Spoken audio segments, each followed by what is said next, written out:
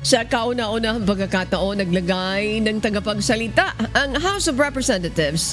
Itinalaga si Attorney Princess Abante, anak ni Manila 6th District Representative Benny Abante, bilang tagapagsalita ng mababang kapulungan ng Kongreso.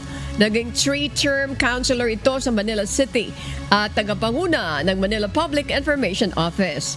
Ayon sa abogada, sa gitna ng mga isyong kinakaharap ng House of Representatives, kinakailangan mapaigting nito ang pakikisalamuha sa publiko.